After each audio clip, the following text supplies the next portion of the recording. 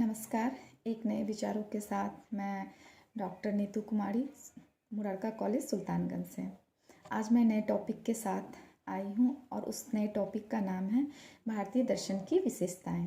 तो चलिए इस पर कुछ प्रकाश डालती हूँ। भारतीय दर्शन में आस्तिकवादी, नास्तिकवादी, अध्यात्मवाद, भौतिकवाद, इस तरह की कई विचारधाराएं हमें देखने को मिलती हैं। हमारा भारतीय दर्शन दो संप्रदायों में विभक्त है, आस्तिक संप्रदाय और नास्तिक संप्रदाय। तो सबसे पहले चलिए आस्तिक और नास्तिक को समझ लेते हैं। आस्तिक वे हैं जो कि वेद की सत्ता में विश्वास करते हैं, जो वेद में कही गई प्रत्येक बातों को मानते हैं। नास्तिक संप्रदाय वे हैं जो कि वेद की सत्ता का खंडन करते हैं। आस्तिक संप्रदाय में कुल 6 दर्शन सम्मिलित हैं, जिसे कि षड दर्शन भी कहा जाता है। क्योंकि इसकी जो संख्या है वो 6 है, इसीलिए इसे षड दर्शन भी कहा गया है।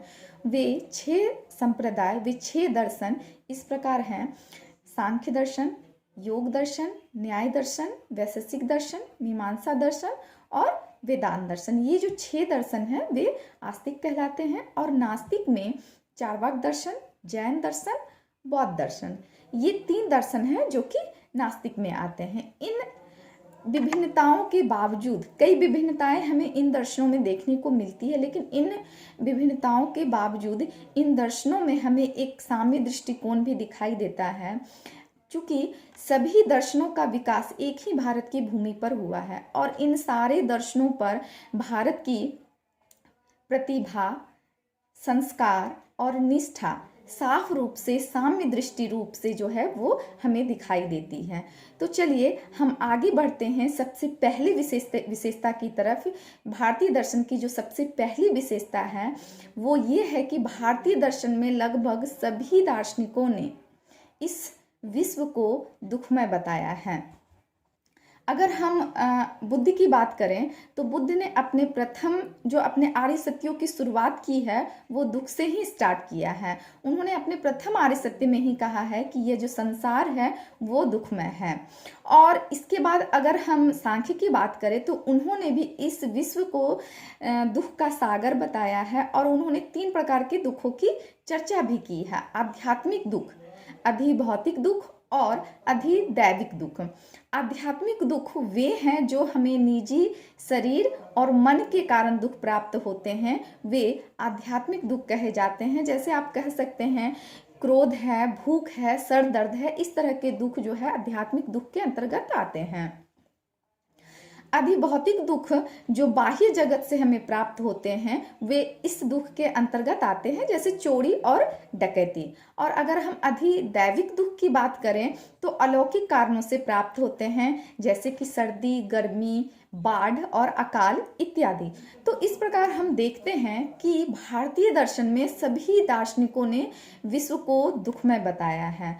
और इसी को देखते हुए पाश्चात्य दर्शन के कुछ दार्शनिकों ने हमारे भारतीय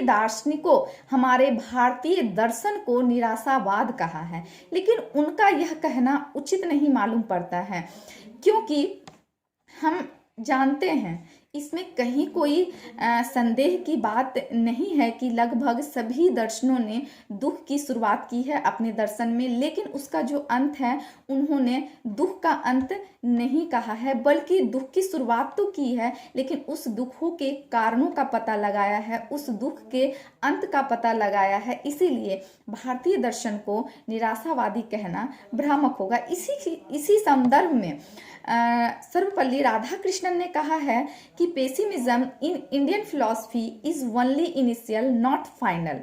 अर्थात भारतीय दर्शन का जो आरंभ है वो निराशा में जरूर होता है, पर उसका अंत जो है वो आशा में होता है। नेक्स्ट विशेषता की तरफ बढ़ते हैं। सभी दार्शनिकों ने, केवल चार्वाक को छोड़ करके सभी ने आत्मा की सत्ता को स्वीकार किया है और सभी ने आत्मा को अजड़ तथा अमर माना है। नेक्स्ट विशेषता है इसकी कर्म सिद्धांत। कर्म सिद्धांत को भी भारतीय दर्शन में सभी दार्शनिक स्वीकार करते हैं।